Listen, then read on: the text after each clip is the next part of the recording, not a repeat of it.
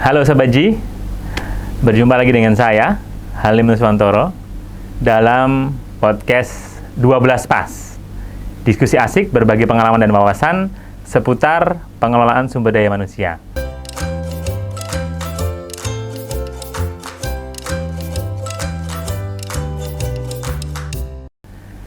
Telah hadir di studi kita, Pak Kepala Kantor Wilayah Sulawesi Bagian Selatan, Pak Nuk. Apa kabar Pak Nuk? Baik, Alhamdulillah. Alhamdulillah. Tetap semangat. Tetap semangat. Bertepatan ini masih nuansanya Hari Bea Cukai ya Pak Nuk ya? Ya, betul. Hari Bea Cukai. Hari Bea Cukai. Hari Bea Cukai. Alhamdulillah kita berjumpa di sini. Nah, hari ini kita akan diskusi agak sedikit menarik nih, karena ini adalah diskusi mengenai hal konsep pengelolaan SDM yang selama ini digaungkan oleh Pak Nuk selama menjadi Kakanwil gitu ya.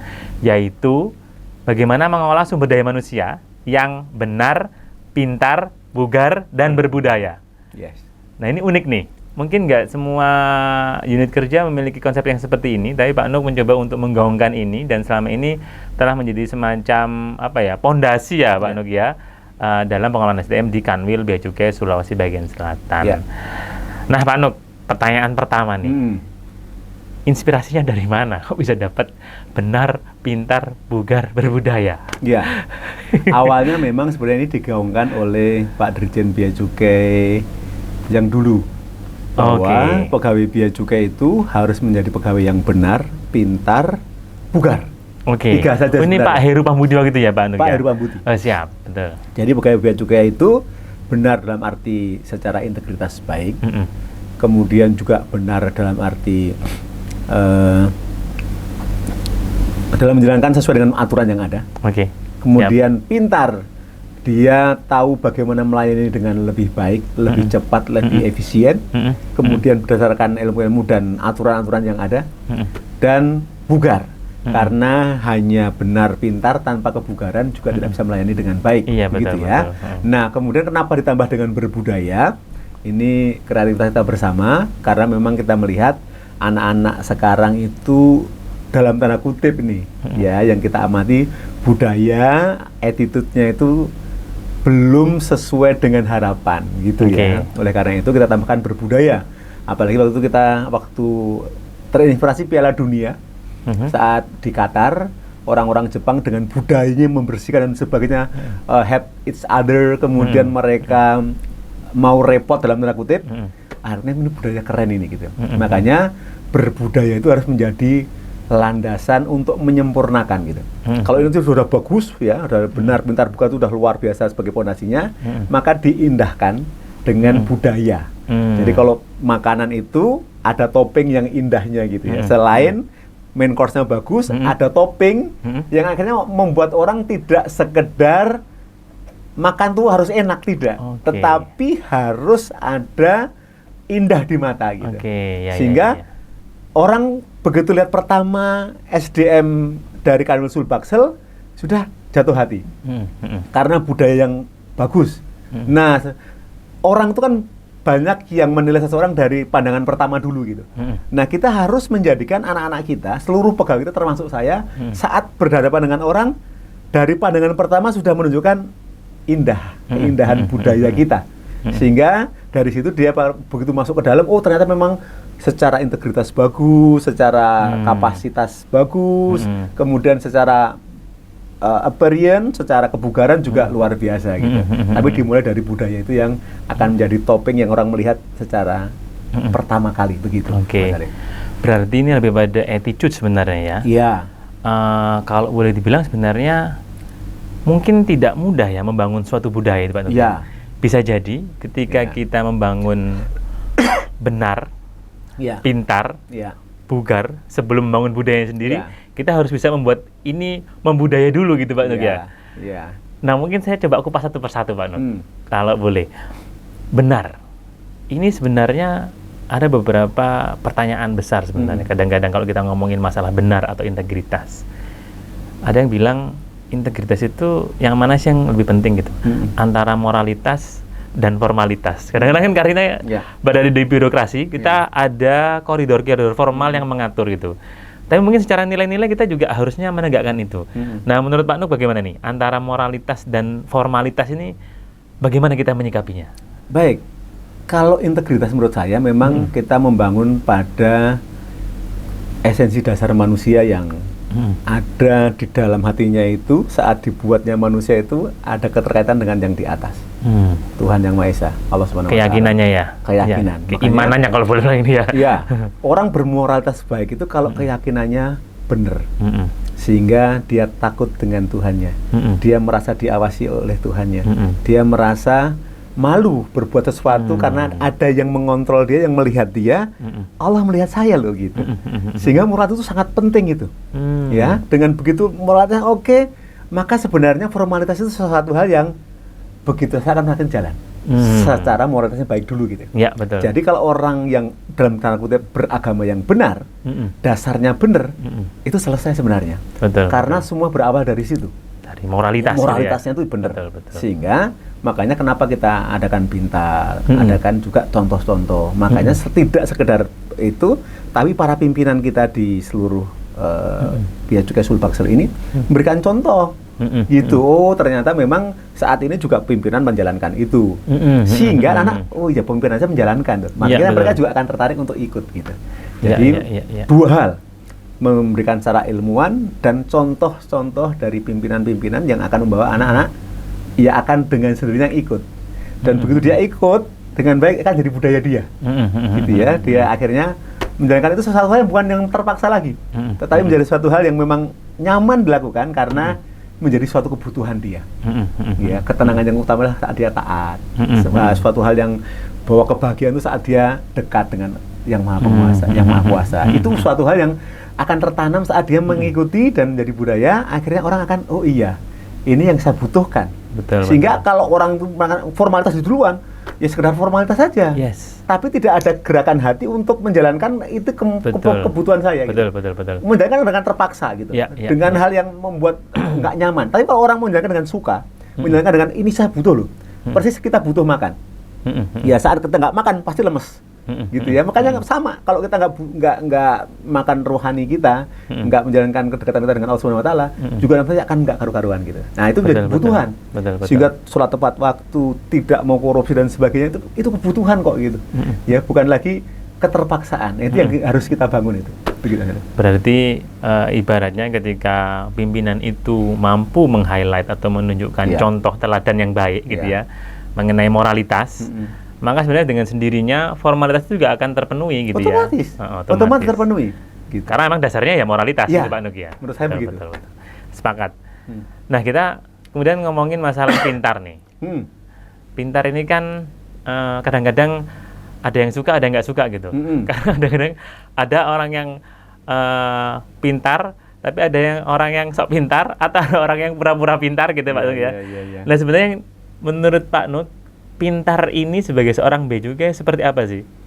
Pintar sebagai orang bea cukai, dia paham betul bagaimana melakukan tusinya dengan benar. Ya, melakukan tusinya dengan sesuai aturan yang ada. Tetapi kadang-kadang satu hal ciri khas aturan buatan manusia itu adalah pasti ada kekurangan. Oh iya betul. Nah, sehingga dengan kepintarannya dia bisa mencari solusi. Oke. Ya, mungkin dalam tanda kutip harus sedikit keluar dari peraturan, tapi ada kebaikan. Ini berarti wisdom ya Pak Nugi? Wisdomnya itu juga jalan gitu. Jadi orang pintar bukan aturannya gini, kalau nggak gini nggak boleh, nggak bisa begitu. Robot kalau itu ya? Iya, kalau gitu kita kasih robot, kita kasih bea cukai selesai. Tapi kita butuhnya orang-orang yang begitu ada mentok dalam tanda kutip dalam pelayanan atau pengawasan, dia ada solusi. Ya. Tetapi solusinya itu yang mungkin karena kita sebut sebagai diskresi dan sebagainya, itu memang sedikit keluar dari aturan. Tetapi harus ada jaminan hal. Minimal ada 3 atau 4 ya. Pertama, kalau itu nggak kita lakukan, ada keburukan yang terjadi. Kalau itu kita lakukan, ada kebaikan lebih yang terjadi.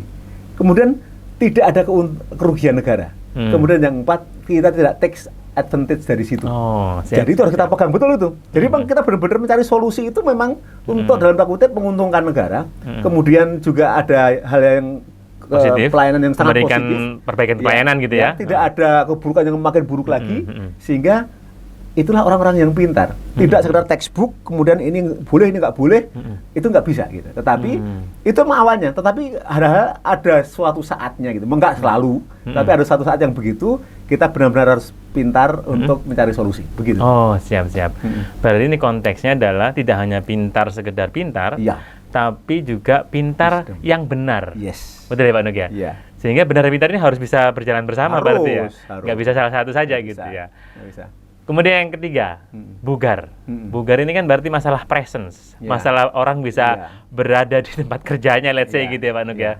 Atau orang itu bisa memberikan perannya. Ini sejauh apa sih yang dibutuhkan? Apakah ada perbedaan harapan di level yang paling rendah, di grassroots level gitu ya, dengan yang pimpinan? Kalau dengar kan ada istilah yang namanya executive presence gitu. Iya. Luar biasa apa sih sebenarnya Pak Nuk? Ya, jadi memang kebugaran kita itu ujung juga bahwa kalau kita tidak bugar, banyak tugas-tugas kita yang berat secara fisik. Sehingga membutuhkan keberadaan kita di suatu tempat dalam waktu yang lama. Kemudian appearance kita juga perlu gitu ya, sehingga orang melihat kita sudah enak dilihat gitu ya. Itu kebugaran itu kan enak, cerah gitu ya, nggak sakit, nggak kuyu, nggak ini. Tapi memang orang yang memang secara present itu kehadiran dirasakan. Nah, kita ingin membentuk anak-anak yang seperti itu, dan itu harus bisa kalau orang-orang nggak sakit. Oleh karena itu kita concern dengan dokter, kita hadirkan, kita penuhi vitaminnya, kemudian kita ajak berolahraga, ya, dan itu mulai dari saya gitu, ya, berolahraga dengan teratur, berkembang bagus gitu ya, dan kita menunjukkan kita siap. Jadi bugar itu menunjukkan kepada masyarakat bahwa kita siap melayani mereka. Kepada orang-orang yang tidak benar, kita siap mengawasi mereka. Jadi biar juga kehadirannya ditunggu gitu. Bukan sekedar ada tidaknya tidak diperhitungkan.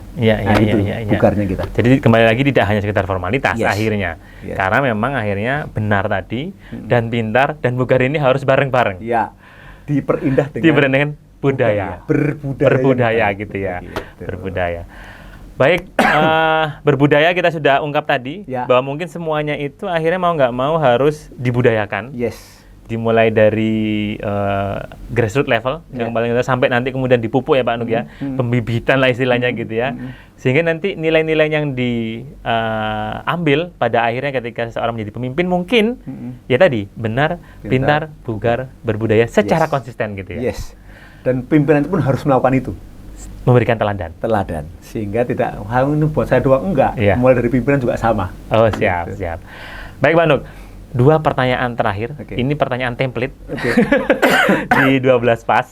Ini menurut Pak Nuk pernah nggak dengar satu saran mungkin diterima dari siapapun, dari mentor, dari siapapun yang terbaik yang terkait dengan tema yang kita diskusikan hari ini, pengelolaan sumber daya manusia. Manusia itu adalah sumber dari semuanya. Jadi harus dikelola dengan sangat benar, dikelola dengan sangat baik. Karena kalau manusianya sudah menjadi yang baik, semuanya selesai. Siap. Harus manusia dimulai dari manusia yang mengelola. Berarti manusia ini pondasinya gitu ya. Dan tidak hanya menjadi sumber daya, tapi manusia seutuhnya. Siap. Tidak sekedar jadi resource saja, tapi manusia yang kita perhatikan, bukan sumber dayanya. Betul. Kemudian pertanyaan yang sebaliknya, Pak Nuk pernah mendapatkan atau mendengar saran yang terburuk atau salah kaprah mungkin mengenai pengelolaan SDM, apa kira-kira? Jadi orang mengatakan kantor wilayah ataupun vertikal tidak perlu memikirkan hal yang strategis tentang SDM. Artinya udah itu perusahaan pusat. Itu menurut saya agak salah kaprah karena yang lebih tahu anak-anak itu kita. Dan kita dekat dengan mereka. Makanya kita harus menjalankan itu secara strategis. Karena kita tidak ingin anak-anak itu menjadi robot-robot yang sekedar menjalankan tusi yang diberikan. Tapi kita, para pimpinan daerah, harus menjadikan mereka aset masa depan. Harus kita bangun betul, dengan kita petakan dengan baik, kita tahu, oh ini anaknya kurang di sini, ini kurang di sini. Sehingga saat kita mendidik mereka, sesuai dengan keinginan dan kebutuhan organisasi dan kebutuhan anak itu. Kalau anak itu butuhnya itu, kita salurkan akan semakin baik gitu ya. Kalau kita nggak boleh ngurusin itu, ya percuma karena dan kita akan melihat kerepotan yang sangat luar biasa di kantor pusat gitu. Karena mereka juga nggak mungkin menjangkau semuanya. Jadi menurut saya untuk level anak-anak itu sampai eselon 5 dulu ya. Sekarang jabatan pemeriksa bea cukai pemeriksa bea cukai itu jabatan fungsional diserahkan kepada wilayah di bea cukai untuk bisa dikelola dengan baik sesuai dengan daerah masing-masing. Karena budaya dari mulai Aceh sampai Papua mungkin berbeda gitu ya. Betul. Dan mereka tahu di situ, dan saya berharap mereka dibangun sesuai dengan karakter daerah, dengan kearifan lokal dan sebagainya, sehingga menjadi anak-anak yang sangat luar biasa. Begitu. Tadi lebih pada kolaborasi sebenarnya ya. Bagaimana fungsi SDM, pengelolaan SDM di wilayah atau di vertikal ini tajam. Di pusat juga tajam. Yes, betul. Iya, begitu. Baik, Pak Nuk. Menarik sekali diskusinya, Sobaji, mengenai pengelolaan SDM benar, pintar, bugar, berbudaya. Ini kayak benar itu berarti doing the right thing, gitu ya. Pintar itu doing the right thing right, berarti gitu. Mungkin nanti in the right time, in the right moment, in the right place gitu ya. Sehingga sebenarnya esensinya pengelolaan SDM mungkin ya seperti itu, Pak Nuk ya. Mungkin itu dulu, Pak Nuk. Terima kasih atas waktunya. Semoga ini bermanfaat bagi kita semua dan menginspirasi siapapun yang menjadi pirsawan dari podcast ini. Baik. Mungkin itu. Salam sehat dari Makassar. Sampai jumpa. Terima kasih. Assalamualaikum warahmatullahi wabarakatuh. Waalaikumsalam warahmatullahi wabarakatuh.